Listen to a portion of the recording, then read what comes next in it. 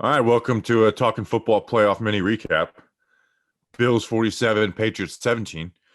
This is the rare 30-point game where the score doesn't makes it seem closer than it actually was. Literally a perfect game for the Bills offense. I mean, they had 7 drives, 7 touchdowns. 7 drives, 7 touchdowns. I feel really good about my Super Bowl prediction for the Bills winning it because I mean they just look unstoppable. And yeah, did Josh Allen ball out? Yes, of course he did. But it was like everything just clicked offensively. And it's like, oh yeah, by the way, they had the number one defense on the other side too. Yeah. 5 touchdown passes, 4 incompletions for Josh Allen, I believe. At least that was the case with like 5 minutes left in the fourth quarter. Yeah, Bobby Skinner. This is against the best defense they'll play in the AFC. Yes. Also you said that Josh Allen balled out. This was what I want to say. You mentioned that Josh Allen balled out. It also felt like it was -5 degrees. It was negative. It didn't feel like it. It literally was -5 degrees. I thought it was a difference between feel like and actual time. Oh, yeah. Well, that's which I never understand how that works in the weather. But yeah, he went 21 for 25, 308 yards, 5 touchdowns, 0 interceptions. So he completed 84% of his passes, 12 yards per attempt, 0 sacks. You know, like we got to talk about the Bills' offensive line. Like you look at their offensive line, it's not like a star-studded cast. Like Deion Dawkins is a really good left tackle. They got a nice rookie out of Northern Iowa, Spencer Brown, and some good play. But like, you know, it's not like the Dallas Cowboys offensive line where it's built with first rounders. Like they had 6 wide receivers who averaged over 15 yards per catch, and it was just from. I mean, it's simple analysis, but from start to finish, they just dominated every single aspect of offense. I mean, they scored 7 touchdowns on 7 drives. Like I can't emphasize how like I've never seen that happen in the playoffs, let alone in a game where I thought this was going to be like the game of the weekend. I can give you some schematic talk. Here's what Brian Daboll does best. Loves running those crossing routes. And Bill Belichick at the Patriots, they love to play man coverage. And I think what happened a couple weeks ago, it was week 16, I believe, the 33-21 victory that the Bills had over the Patriots. I think you saw exactly that, where it's like, hey, the weather wasn't insane, unlike that first matchup in Buffalo.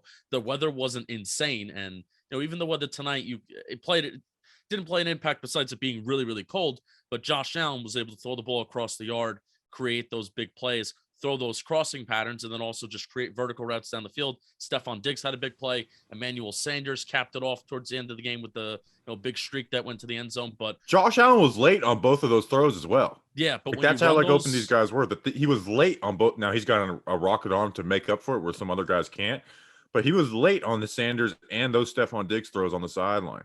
But when you run those crossing patterns against specifically man coverage, and you have the arm strength that Josh Allen does to throw from different platforms and throw off angle, when you have the arm strength to do that, it just makes things so much easier on whatever Brian Daboll wants to call, where you can call those crossing routes. They can go 20 yards down the field, and Josh Allen can get the ball on there really, really quick, and he can get the ball on target really quickly. And not to mention, like, you know, Josh Allen added an extra 6 carries for 66 yards. Yeah, his ability to evade pressure. I mean, that's huge too. Huge. Well, even, you know, there's a 3rd and 4 earlier in the game down the red zone. And there's, you know, they run, you know, QB, like a QB dive the way you would in college, like, you know, on NCAA. And it's like, okay, look at all these receivers you have to cover. We're going to go 5 wide. You have to cover all these guys. Josh Allen will hit them. Guess what? We're going to run a QB dive. And we have one player. Okay, he shades right. I'm going left up the hole, and I got a 6-yard gain for a first down on 3rd down, and then I'm scoring a touchdown, obviously. You know, and the offensive line set it up for Devin Singletary to, you know, get 81 yards on 16 pops, 2 touchdowns for him. You know, and there was some goal line carries put in there as well. It was just the most unstoppable offense I've ever seen. And again, like this is against the number 2 defense in the NFL right now, the Patriots. Like, and not only the number 2 defense in the NFL, Justin, but a coach on the other side who is known for scheming up, like, to confuse people in the playoffs, like stepping up his game in the playoffs. I mean, he didn't win all these Super Bowls for no reason. You know, like, yes, obviously Tom Brady's involved, but like Bill Belichick is the GOAT of coaching, like one of my football heroes, and to just like embarrass him, like that's just gotta. they have to be the favorite for the AFC right now. Like they were my pick to go, going in, but after this game, I don't think it's overreactionary to say like they have to be the clear-cut favorite right now. Do you think the Bills have been disrespected on a little bit because they had a really, really bad loss against Jacksonville? They lost played down to their opponents a few times. They lost some football games this year. They lost week 1 to the Steelers, and week 1 games are sometimes like you don't really know what teams are fully. But now looking back on that game, it's like, how did the Bills lose to the Steelers? Struggled with the Jets last week. Yeah, and they lost to the Bucks, but you're never gonna criticize anybody for losing to the Bucks. But do you feel like the Bills have been disrespected a little bit and are kind of an underrated team heading into this playoffs? Yes, that's the question. Well, I picked them to win the Super Bowl, so I obviously haven't been, but I think everyone's like picking the Chiefs. You got the Titans picks in there, and even like I've seen people be more hyped about the Bengals than the Bills at sometimes. So yeah, I'm sure a little bit, but like I don't think that's going to be like this game changes that. Like I think this makes them everybody's AFC favorite. There was a part of the season where Josh Allen was turning over the ball a little bit, and I think people had that in their brains a little bit, so that's some Bills bias.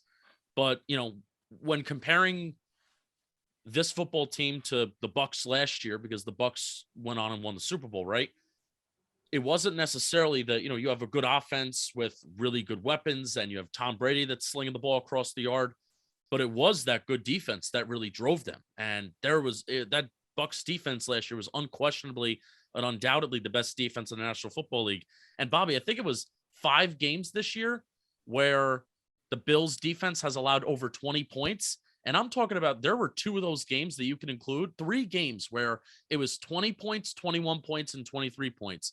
So I guess that would make 2 games over 24 points that they allowed this year. So this Bills defense really is good. DVOA, an advanced metric by Football Outsiders, it has the Buffalo Bills as the number 1 team in the NFL right now. Their defense is number 1, and then their offense, I think, is like top 5, top 3. So this football team is really clicking on all cylinders. You wouldn't think that the Bills would be the number 1 team in the NFL with some of these advanced metrics, but they are. It comes down to not having that bias of losing that 9-6 game against the Jaguars and thinking that, hey, Josh Allen has been the best quarterback in the NFL towards the list this last quarter of the season, where this Bills offense has really been turning it on in the month of December. Yeah, and Mac Jones is a rookie QB who had like a hot portion of the season and it's kind of faded, like simmered down a little bit towards the end of the season. So, but yeah, they're the number 1 defense. Leslie Ferry, like that's the thing, is the defense is being overlooked. They held them to 3 points basically almost all the way up into the fourth quarter. Yeah. And here's the play of the game was on defense too. That Micah Hyde interception in the first quarter is one of the best plays I've seen all season. Like it was so beautifully set up. I know that they saw that play, that formation, and they're like, all right, this is how we're scheming against it. Because Mac Jones made the correct read on that. Like Micah Hyde was a center field safety, showed to the right that he was biting on someone underneath. And then you get the one-on-one with Nelson Aguilar, who's, we've known for his speed and just the ability to hawk that ball down. Like that was my favorite play of the game. Like it wasn't the Dawson Knox almost having 3 touchdowns and 80 something yards, or the Emmanuel. Like that was my favorite play of the game, was like Micah Parsons. We can go through all the playoffs interceptions. That there's nothing that's going to top that interception wise, like throughout these playoffs, because it's the combination of the ability of the ball hawk to bait Mac Jones into that throw and just to get there and make that catch. Like that was going to be a Patriots touchdown, and it was going to be like, oh, 7-7. We got ourselves a hell of a game ahead of us, and it's like, nope, took all that momentum away, Rook. I agree. Here's where the Bills do have an issue. 5 for 7 on extra points, and one of the makes was off the uprights. That was bizarre. Yeah. What is his? Let me look. I should look. Do you attribute that to? I mean, Nick Folk didn't seem to have a problem. Do you attribute that to kicking a ball that's basically like kicking concrete? Maybe, but you kind of got to deal with it, right? Yeah. Let's see what he is on the year. Extra points. He went 51 of 51 on extra points this year. Yeah, it was bad. 28 of 32 on field goals. His misses were missed 1 between 30 and 39 and 1 between 40. Yeah, so he's got a leg to hit 50 plus. maybe it's a fluke, but that's definitely in his head going into next week. Mm-hmm. Like if I'm a Bills fan, I'm hyped up, I'm celebrated, but part of me is like, if this kick, like, especially we know the Bills' history with kickers sometimes. Wide Like right. that might have a little panic in my mind. Is like, don't screw this up for us. Yep. Don't like he missed two, and then the third one doinked off. And these were extra points. It wasn't like it was field goals either. Mm-hmm. Well, a little special teams talk. How about that? So we just kind of rained on your parade a little bit, Bills fans. What do you think this means for Bill Belichick? Do you think this is like Brady carried him type thing, or what? Because I am disappointed that he didn't have something better.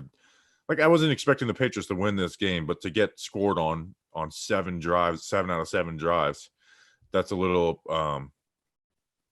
that's disappointing. Like I wasn't expecting Mac Jones to come out here and have this super offensive game plan, but I was, I tweeted before the game, I was like, I picked the Bills to win the Super Bowl, but I'm sure as hell excited for what Bill Belichick's got schemed up for this game. And it was just it was horrendous. Yeah, I mean the Patriots, some bad football too, like guys playing in zone and just like kind of floating. Like it was like some bad football. It wasn't like they're just getting beat one-on-one by Stephon Diggs. You usually don't see teams like the Patriots after being somewhat bad below average the year before, and then they go out and they spend a lot of money the next year. Like usually you look at that as like a rebuilding with a scotch tape when you actually need surgery kind of move.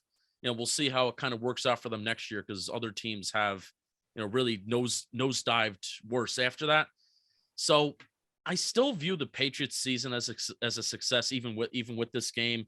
The Patriots at one point, I mean, they were the hottest team in the NFL. They had a 3, 4, 5, 6, 7 game winning streak towards the middle of the season. And then I really do think it was that Colts game. It was week 15, that Colts game. I was just like, stop the run. And that's what this offense really does rely on. And Mac Jones was making really nice throws, and there's some really nice tape on stuff that he's done this year, but stopping the run, and that was kind of like the formula of how you can beat the Patriots, and that even included their defense on that back end as well. So I don't view the season as failure. We'll see what they look like next year. I'm excited for them, but they gotta rebuild a little bit better. Besides just going out there and spending money in free agency, they had the cap space last year, but they got to draft a little bit better too. They need more talent if they want to play the man coverage heavy like they did. Then facing the Bills 2 times a year, and then also playing the Kansas City Chiefs if that comes up, playing Justin Herbert. These quarterbacks are going to have the arm strength, and they're going to have the offenses to run those crossing patterns, and you're going to get beat by explosive plays left and right. Yeah, I'm just I just felt like Bill would have had something, like something in the barrel. Like I wasn't expecting to win this game, but I felt like he had something up his sleeve, and it was just pretty disappointing overall. Anything else? Dawson Knox. Who would have thought he's the best player out of the DK Metcalf? He's not better than AJ Brown. I'm tripping, but like, that Ole Miss offense was something. Dawson Knox 5 for 86, and I really wanted him to get that 3rd touchdown, but yeah. And an offensive line touchdown, by the way. That's always big man. Tommy Doyle. If you're I got really confused because I'm a big Halloween fan, like the movie, and Tommy Doyle has like the same name as a character in the movie Halloween. So I got confused. I was like, where did I hear that name from? Then I remembered it and I got happy. Bam. All right. Anything else? No. Excited for whoever's going to take down the Bills, or inevitably there's going to be a really powerhouse matchup in the AFC, I feel, between some pretty good quarterbacks. So I'm really excited for that. Word up. All right. Like, subscribe, check out the Bengals Raiders ones that's out. If you're watching after the Sunday games, those ones are out. And then check out some film breakdowns if you want your team to draft Tyler Linderbaum and all that stuff. So I appreciate you guys, and we'll see you on the next one.